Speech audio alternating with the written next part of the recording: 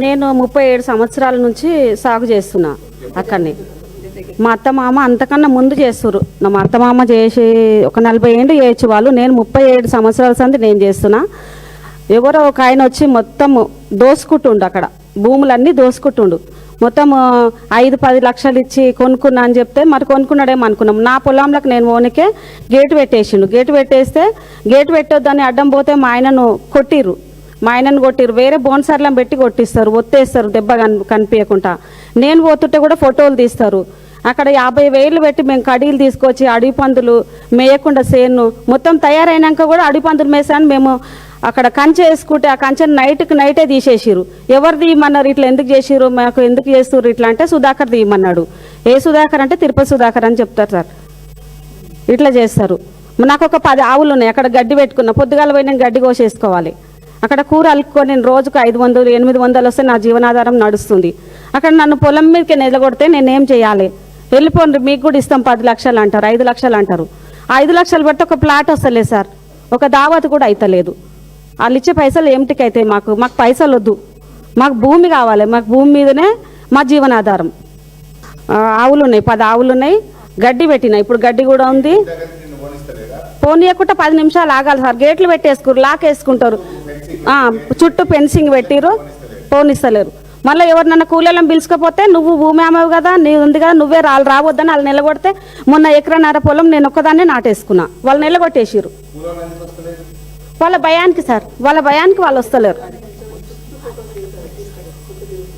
అట్లా ఫోటో తీస్తారు sir, photo తీస్తారు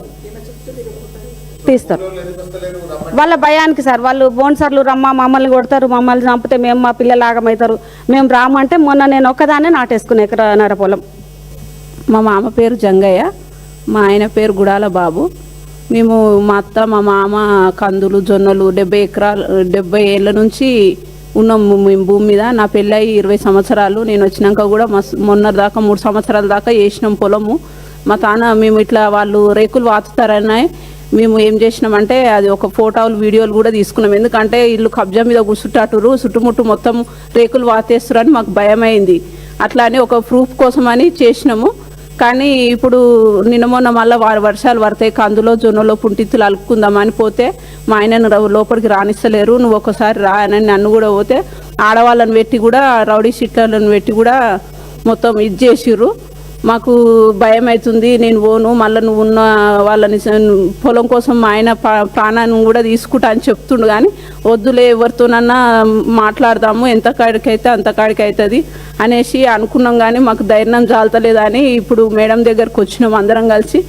ఎట్లా చేస్తారో అని మాకు కేసు కూడా పెట్టిరు సార్. మా ఆయన మీద ఒకసారి కేసు పెట్టిరు.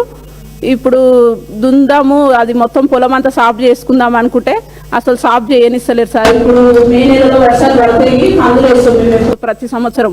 ఇప్పుడు 3 సంవత్సరాల నుంచి భూమిని ఇప్పుడు మేము మా మామ చేసింది సార్. నా పెళ్లి కాకముందు నుంచి మా మామ ఇప్పుడు 70 ఏళ్ళు ఉండు సార్. నా పెళ్ళి అయ్యి ఇప్పుడు 25 సంవత్సరాలు అవుతుంది సార్. నువ్వు కూడా చేసిన, మా మామ చేసిన, మా అత్త చేసి సార్. కుంటి కూర కందులు అన్నీ పండించారు. కానీ ఇప్పుడు మాత్రం రాణిస్తలేరు సార్. గేట్ కాడికి పోయినా కానీ వాళ్ళు పోలీసులు ఆటోలో పోలీసులకు ఒక ఫోన్ చేయాలని మాత్రం ముందు వాళ్ళే పోలీసులే ఉంటుంది సార్. అసలు ఆటోలో పోలీసులు పేదలకు సహాయం చేయాలి కానీ వీళ్ళు వాళ్ళకు సహాయం ఎందుకు చేస్తారో నాకు అర్థం కాలేదు సార్. ఒకసారి పోలీసులతో కూడా నేను గొడవ పడ్డా సార్. అంటే నువ్వు ఈ నుంచి నువ్వు అసలు మాట్లాడకంటే నేను కరెంటు వైరు పట్టుకుంటా, నా పొలం కోసం నేను పానమన్న తీసుకుంటా, కానీ నా పొలంలోకి వెళ్ళి నువ్వు దున్ననిస్తలేరని అంటే సరే అని ఆమెను వదిలేసేయని అప్పుడు ఫోన్ చేసిరు సార్. సుధాకర్కు ఫోన్ చేస్తే నన్ను లోపలికి పోనిచ్చిర్రు, ట్రాక్టర్ లోపలికి కొనిచ్చిరు సార్ పోయిన సంవత్సరం. ఇప్పుడు 2 సంవత్సరాలు అవుతుంది సార్ దున్నక. సుధాకర్ చెప్పినట్టే పోలీసు వాళ్ళు వింటారు సార్. అన్నీ ఉన్నాయి సార్. మోటార్ లేదు కానీ వర్షాలకు పండిస్తాం సార్. మాకైతే లేదు, మాకుంది సార్. మాకున్నది సార్. బోర్ వేసుకున్నాం మేము. బోర్ వేసుకొని కూడా ఇప్పుడు 38 సంవత్సరాలు అవుతుంది సార్. బోర్ వేసుకున్నాం మేము. బోర్ వేసుకున్నాము, అప్పటి నుంచి వరి పండిస్తాం మేము. ఆవులు తెచ్చుకొని దాంట్లో మీద పచ్చగూరలతోటే బతుకుతా సార్. మొన్న పంట కోద్దామంటే గేట్లకేం రానియలేదు సార్. చిన్నగా ఉంది గేటు. ఆ గేటు పెడితే ఎక్కడ మన రాగన్నగూడ నుంచి అవతలకేని తెస్తే అక్కడ నుంచి వాగు వచ్చింది. వాగు వస్తే ఒక నెల రోజులు వాగు మిషన్ రానియలే. ఆ నెల రోజులలో నా చేనంతా ఖరాబ్ అయిపోయి 40 సంచులు అయ్యేటి 25 సంచులు అయినాయి సార్. పడదు సార్, అది పడదు. అంటే పన్ను మాకు అప్పట్లో కాంగ్రెస్ ప్రభుత్వము మాకు ఇచ్చింది బతుకమని మా మామకి ఇచ్చిర్రంట. కాంగ్రెస్ ప్రభుత్వము మా మామకి ఇస్తే మేము దాంతోటే బతుకుతున్నాం.